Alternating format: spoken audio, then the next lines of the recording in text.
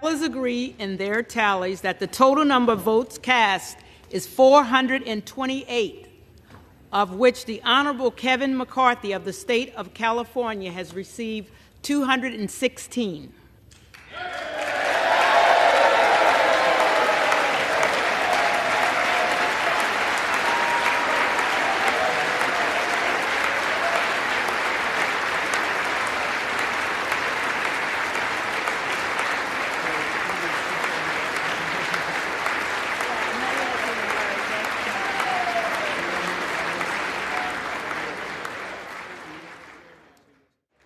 With 6 recorded as present.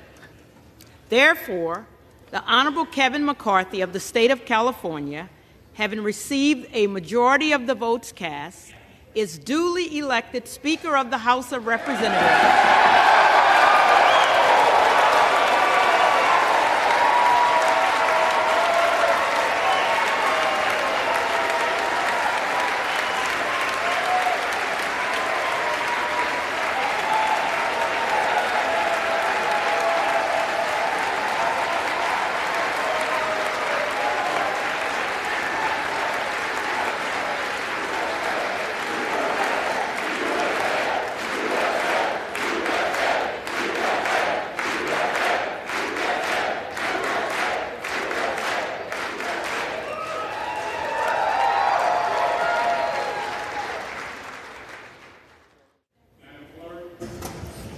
The Speaker-elect, the Honorable Kevin McCarthy from California.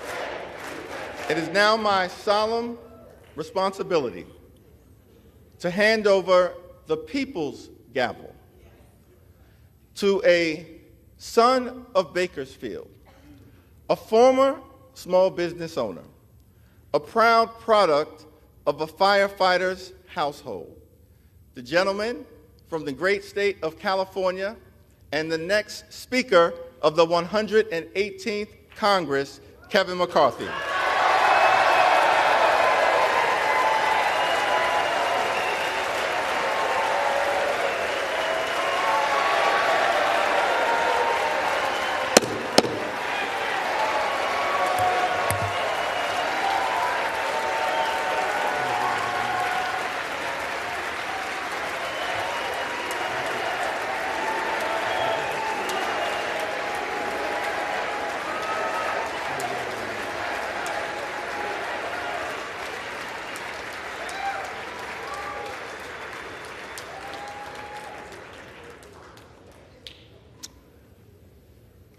That was easy, huh?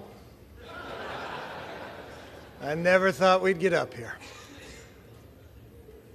Thank you, Minority Leader Jeffries. Hakeem, I've got to warn you. 2 years ago, I got 100% of the vote from my conference.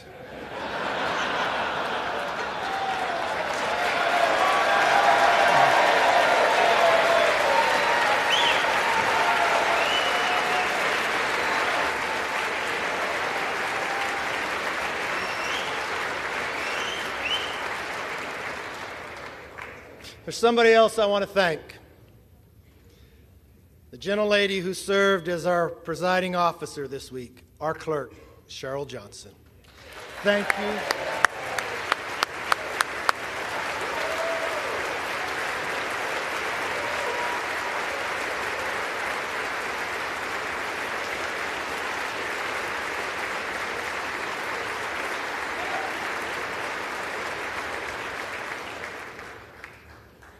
You know, my father always told me, it's not how you start, it's how you finish.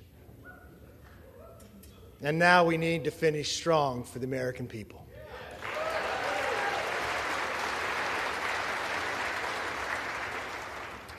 You know, if a son of a fireman and a grandchild of immigrants can rise to the highest position in the most important legislative body in our country, and if my colleague, Hakeem Jeffries, with his life story, can rise to lead his party, then opportunity and democracy still thrive in America.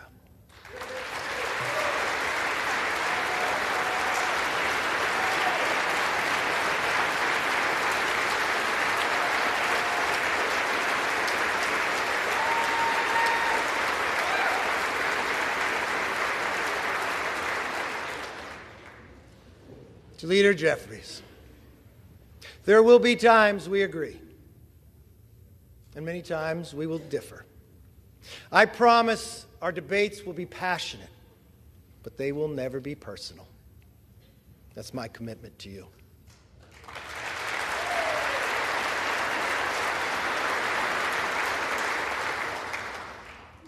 And now, the hard work begins.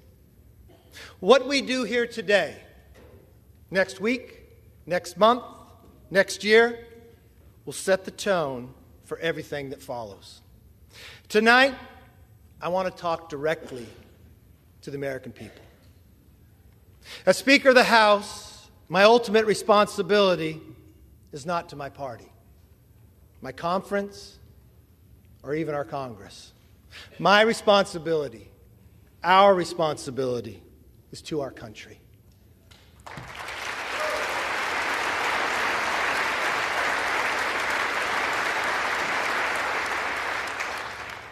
Two months ago, you voted for a new direction for our country. You embraced our commitment to America. And now we're going to keep our commitment to you.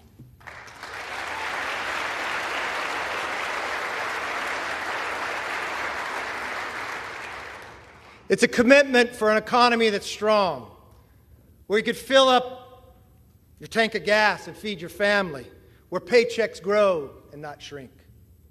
It's a commitment for a nation that's safe, where communities are protected, law enforcement is respected, and criminals are prosecuted.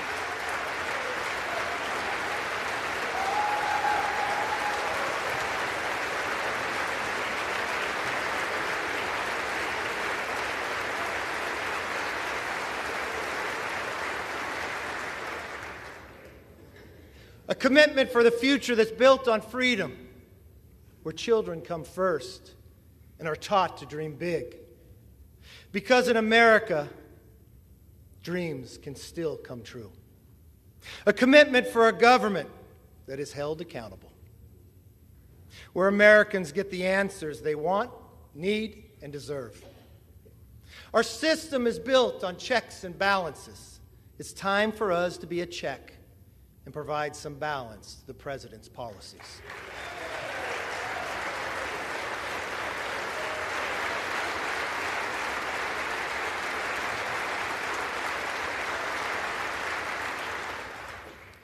There is nothing more important than making it possible for American families to live and enjoy the lives they deserve. That is why we commit to stop wasteful Washington spending, to lower the price of groceries, gas, cars, housing, and stop the rising national debt.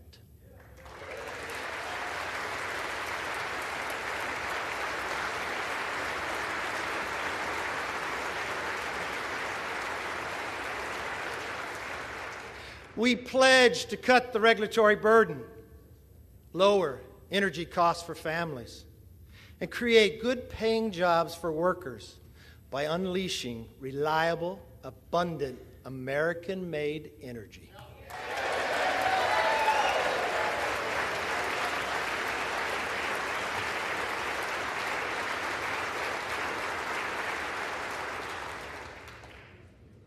I know the night is late, but when we come back, our very first bill will repeal the funding for 87,000 new IRs.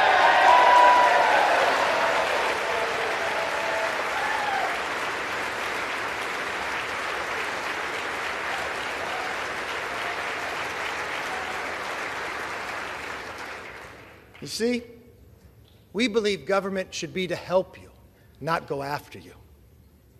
We're going to pass bills to fix the nation's urgent challenges, from wide open southern borders to American last energy policies to woke indoctrination in our schools.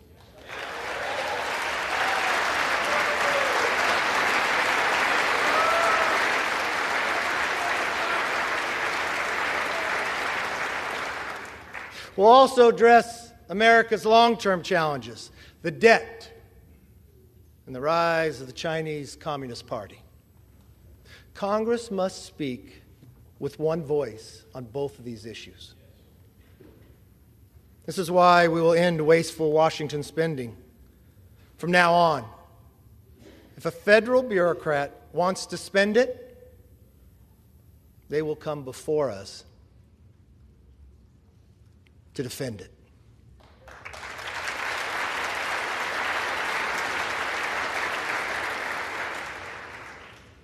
As for the Chinese Communist Party, we will create a bipartisan select committee on China to investigate how to bring back the hundreds of thousands of jobs that went to China, and then we will win this economic competition.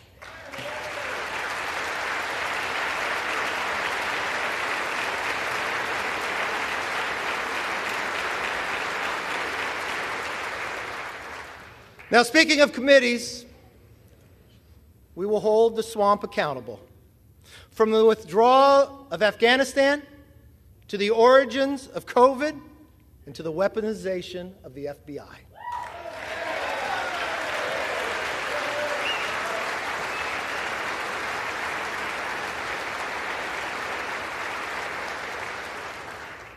Let me be very clear.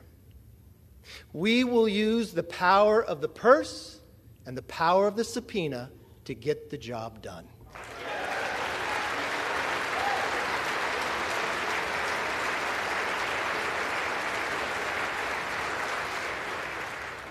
This is something we should all agree upon. We will stand up and speak out for the backbone of our economy, the hard-working taxpayer.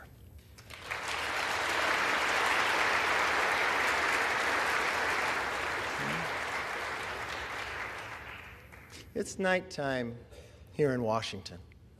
But in some ways, it's also like a new beginning, a fresh start. My friends, this chamber is now fully open for all Americans to visit.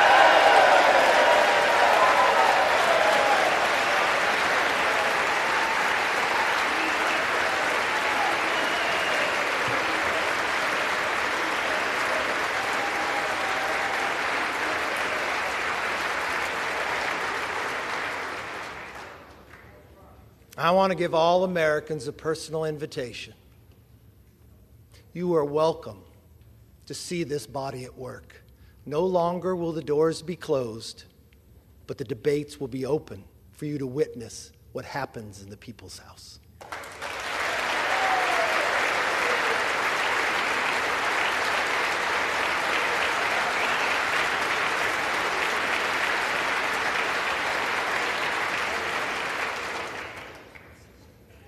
From the committee rooms to this floor, we commit to pursue the truth passionately and embrace debate.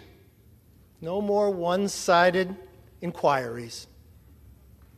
competing ideas will be put to the test in public so that the best ideas win.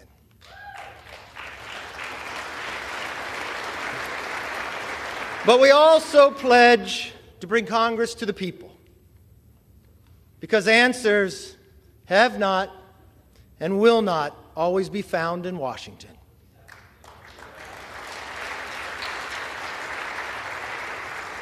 That's why one of our very first hearings will be held on the southern border.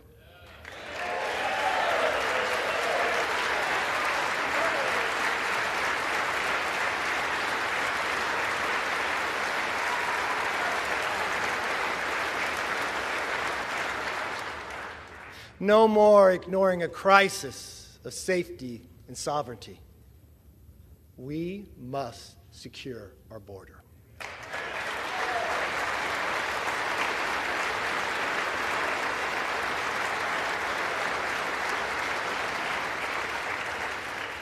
We must get America back on track. Now, on a personal note, to my family, here and at home,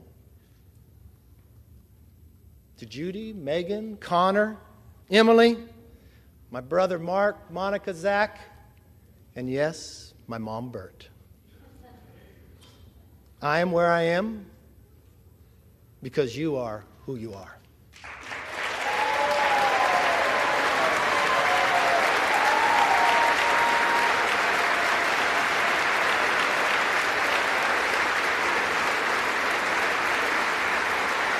You can stand.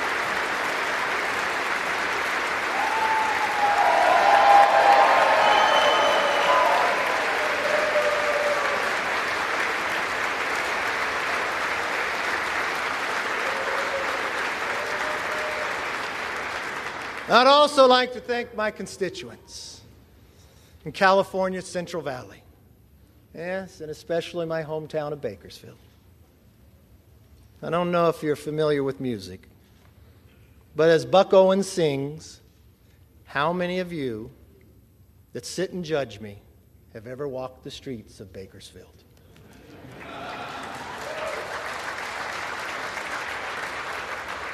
Well, I've walked those streets my entire life. I know its people. They're hardworking and relentless, optimistic about our future. And I'm very honored to have the opportunity to represent them. I am a son of a firefighter. I saw firsthand what it means to have hard work, leadership, and service to others. It can change people's lives. And that is exactly why we are here today, to serve you, the people. We come here with the support of our families and the faith of our neighbors to be their voice in Washington. For all the wives and husbands, children and parents who are watching, a loved one to be sworn in, I knew it took a couple extra days. I'll be honest, it's not how I had it planned. I want you to remember this moment. Take it in. Your loved ones are about to make history. My colleagues and I thank you for your understanding and your sacrifice. And we will work every day to make you proud. My most favorite spot in this building is not in this chamber. It's in the chamber they met before, in Statuary Hall. It's my favorite place to take people on a tour. You see, it's where Abraham Lincoln served. He was just a one-term congressman, sat in the back. I like to go to that spot and I like to stand where he stood. I like to do it at night when people aren't around. I like to look over and look at the clock. Because that's the same clock and same view that Abraham Lincoln saw. I've watched Lincoln serve in the greatest challenge to our Constitution, the Civil War. I watched him take peoples who were rivals and put them together. I watched in a time that he did not know if a nation could sustain itself, but he dreamt of a future and built a railroad across the nation. I want us to all take a moment one time that you are here. I want you to stand there. I want you to look. And I want you to think, if America could do it then, we can do it now one more time.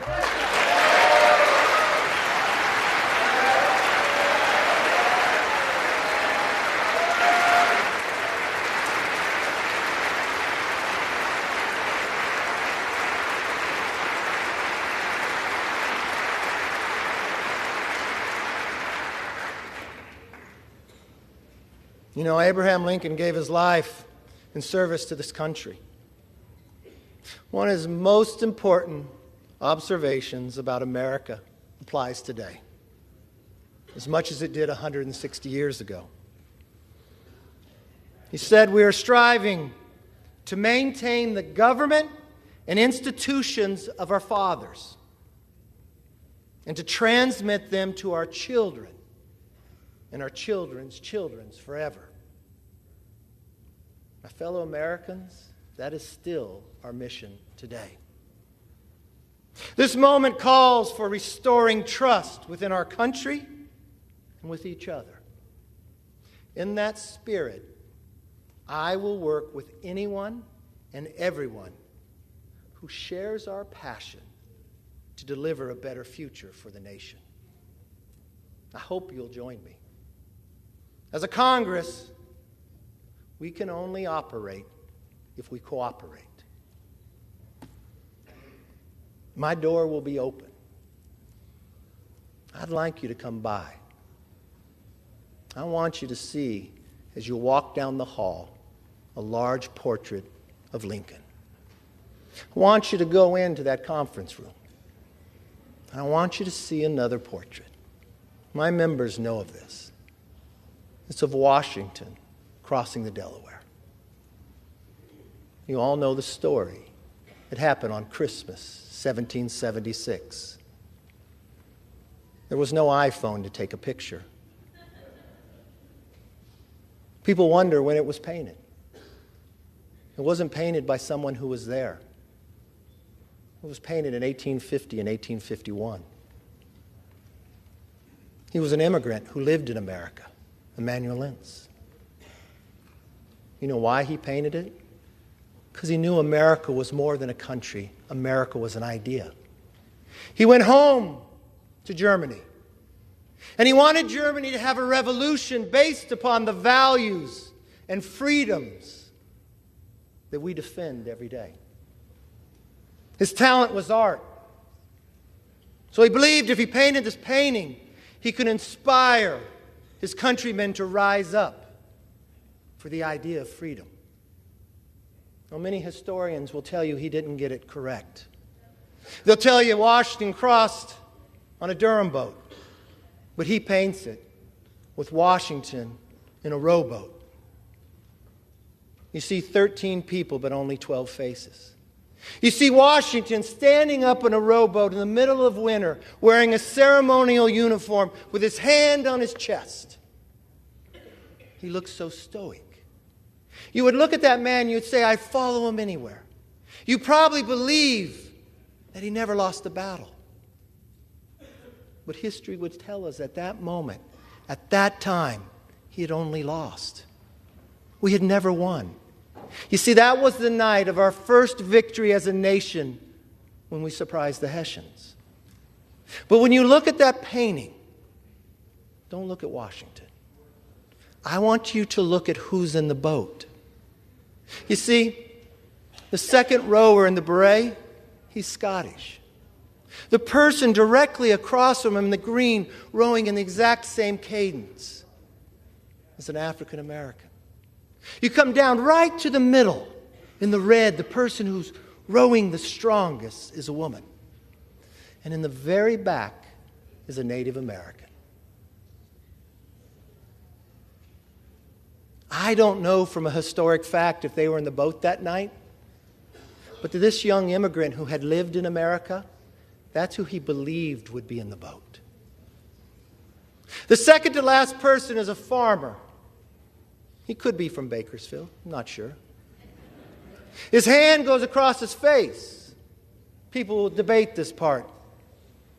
But what I see is a hand of the 13th person nobody sees. You see, what I believe Emmanuel is saying is, here we are, battling for the creation of the idea of freedom. That every individual is equal. Not a perfect nation, but striving to be a more perfect union. Having lost every battle against the greatest challenge with the strongest nation. Having lost them all, but willing to do it on our holiest of nights, with a hand reached out and asking if you would join us. That's as true today as it was then. If we let everybody in the boat, if we row in the same cadence together, there is no obstacle this body can overcome for this nation.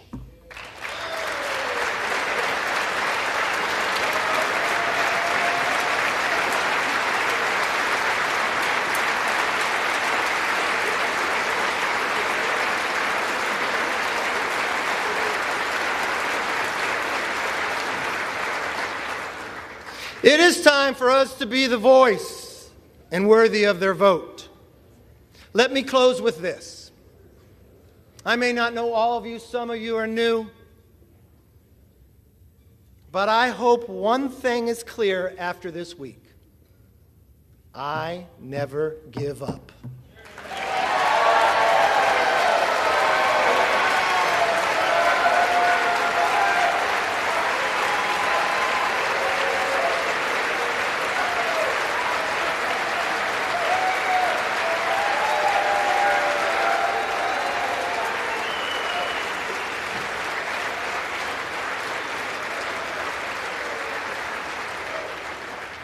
I make this promise.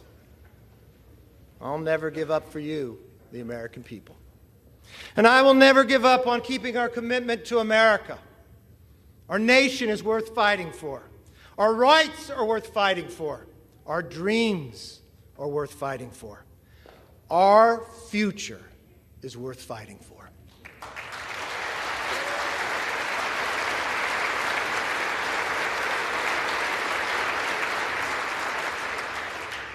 Therefore, with love for this country and charity for each other, let us now take our oath and be worthy of the office on which we are about to enter. God bless everybody in this chamber, and God bless America.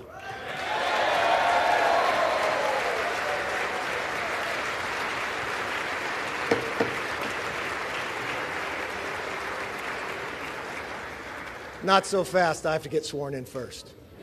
Sit down. I am now ready to take the oath of office. I want to ask the Dean of the House, the Honorable Hal Rogers of Kentucky, one of my first mentors, to administer the oath of the office.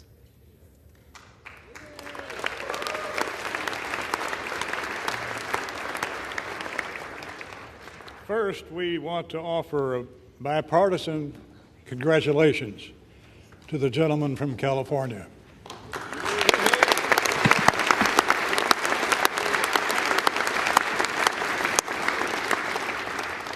Now, will the Speaker designate raise his right hand?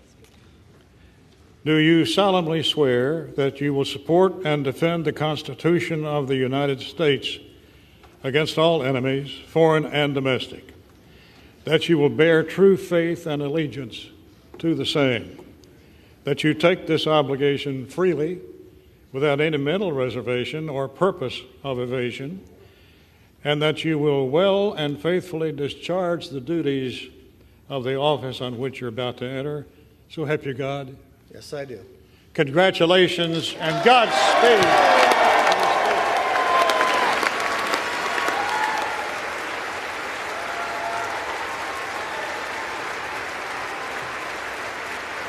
Thank you.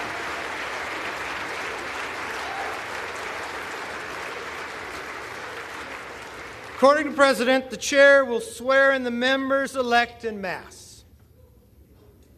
The members-elect will rise. The chair will now administer the oath of the office. All members-elect will raise their right hand. Do you solemnly swear or affirm that you will support and defend the Constitution of the United States against all enemies, foreign and domestic, that you will bear true faith and allegiance to the same, that you take this obligation freely without any mental reservation or purpose of evasion, and that you will well and faithfully discharge the duties of the office on which you are about to enter, so help you God. Congratulations. You are now members of the 118th Congress.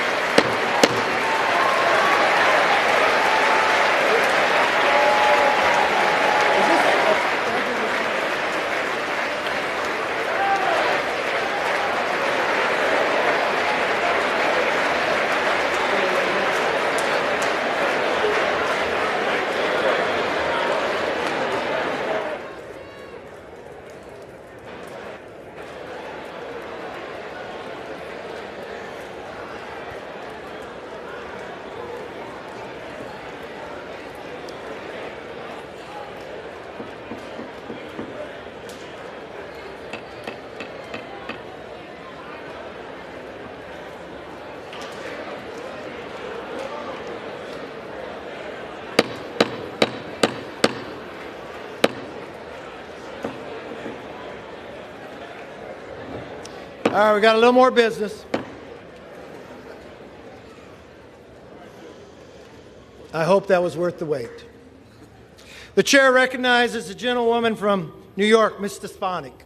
It is my humbled honor to be the first to address you from the floor of the People's House as Mr. Speaker.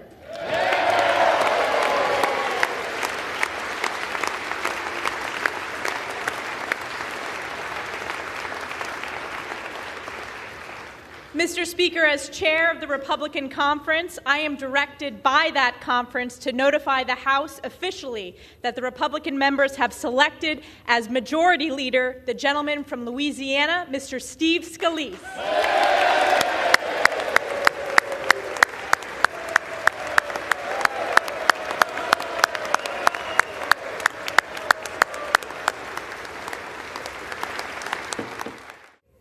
Pursuant to the provision of Section 208A, the Legislative Reorganization Act of 1946, the chair appoints William McFarland of the state of Maryland to act and to exercise the duties of the Sergeant of Arms of the House of Representatives, effective today.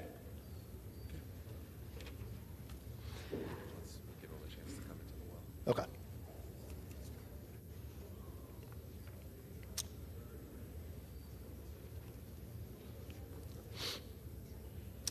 The chair will now swear in the officers of the House. Raise your right hand. Do you solemnly swear that you will support and defend the Constitution of the United States against all enemies, foreign and domestic, that you will bear true faith and allegiance to the same, that you take this obligation freely without any mental reservation or purpose of evasion, and that you will well and faithfully discharge the duties of the office of which you are about to enter, so help you God. Congratulations.